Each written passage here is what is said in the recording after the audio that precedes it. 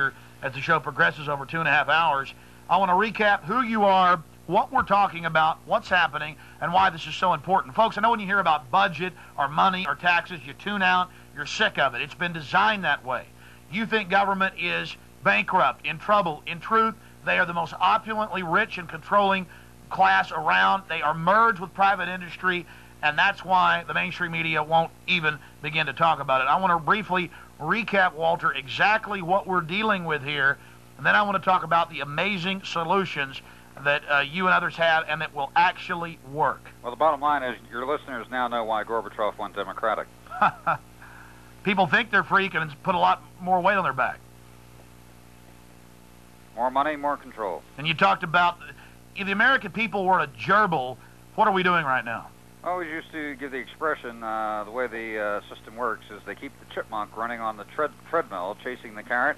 As through trickle-down economics, they provide just enough revenue to keep the chipmunk running at optimum proficiency as they tap off 80% of the energy produced. And I also had my own little analogy, and I think I'm going to put an editorial on the website or maybe make T-shirts up of it, talking about the massive government, how big it is, what it controls, 70% of the market, 70% of the companies. Alex, just one quick notation. I noticed 45% of the revenue is invested internationally. They get some of their best rates of return on the international companies. I went shopping for Christmas. Every item I picked up said made in China. You now know the reason for NAFTA, GATT, the whole 9 yards. The government funds are investing with the international corporations, producing the product at 10 cents on the dollar and selling it back at 40 cents on the dollar here in the States, accentuating their profits. And we're talking about water districts, counties, cities, the states, the feds, Texas with a $435 billion surplus every year that keeps getting invested into the trillions, and they're telling you that they're broke, ladies and gentlemen. Walter, talk about how China and its 1.25 billion slaves fits into all of this. China? You were talking about the investments over there through the companies owned by the government. I'm breaking it down. I just saw the composite government funds in their notes section. They usually authorize about 10% of the revenue invested with a group called the Asian Development Authority, and 10% of the revenue invested with the African Development Authority. And if you look at a comprehensive annual financial report, especially on one of the investment pools or one of the large government pension funds, it breaks down exactly where the money is invested, who's holding what, and the dollar amount. Everyone should get a copy of their state retirement fund for the state employees. It breaks down where the money is invested. And they'll see the majority in international stocks versus U.S. stocks at this point in time. The growth factor is more for international. In fact, a lot of retirees and folks out there saying, hey, leave it alone. The system may be corrupt, but it's my pension. Explain that you have giant surpluses out of the pensions that are being invested that they'll never see. Arizona, the total actuarial liability for all state retirees and participants in the plan for being 100% funded, all active employees and retired, required $14.5 billion. The current fund balance is verging on over in excess of $32 billion. The employees will never see that money and never benefit from it.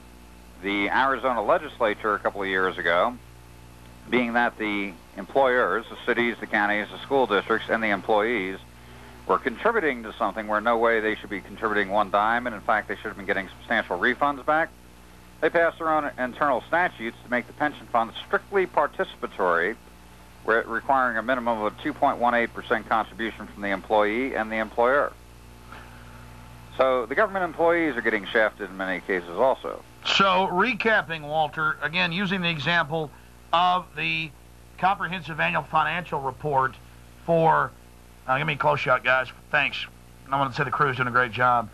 For 1999, and then you look at 1998, $435 billion surplus Carol Keaton Rylander's own report right here, and you count all the counties. What is it, 100 of them in Texas? Get your hands on 1996. In the notes section, it shows the transaction the state government made for local governments. They show $1.8 trillion in transactions for local government. And that's nationwide. No, that was state of Texas. State of Texas. 1.8 trillion. Why? I've got some of the past years. This is the last one that's out, 99. Why are the reports getting smaller and smaller now that you've been exposing them? And how do we get that other information that they're now cutting out of them? You have to look at a prior year's comprehensive annual financial report and see where certain areas all of a sudden get clipped or disappear in their entirety. And then you have a lead list to say what happened to these funds, where can I see the accounting? And that's all because a successful commodities trader and financial advisor in New Jersey found out that the whole thing is a giant stinking fraud 10 years ago and started talking about it 3 years ago and made a documentary film and has done hundreds of radio interviews. Now, suddenly, I remember years ago, Walter, you could call and get one of these pretty quick. Sometimes they'll give the runaround. You have had a massive effect on others by talking about this ad. We need to keep pushing viewers. We're talking about budgets. We're talking about comprehensive annual financial reports. You're saying boring. Walter, recapping before we talk about the solutions. For people that have just joined us, explain the difference between budget, and how that's drilled into our head, and the comprehensive annual financial report. Well, the beautiful point... Explain the fraud to people, why this is the biggest game in town. The beautiful point here is that being that the government, for the last, since 1945, created this structure to take over the wealth, and they were successful. They have done it. So we're talking $60 trillion in composite liquid investment wealth held by federal and local governments. That's a phenomenal increase in 30 years. Now, on the composite government pension funds, they generated $4.3 trillion last year.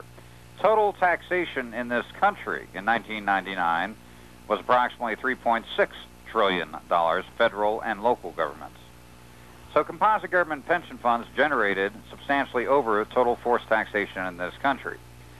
Now, can anyone see, with simple administrative action, restructuring composite government through consolidation of the surpluses into an annuity pension fund set up for the resident property owners and taxpayers, sale of venture and enterprise projects, which government now owns, but they shouldn't, like golf courses, amusement parks, real estate ventures. Hotels.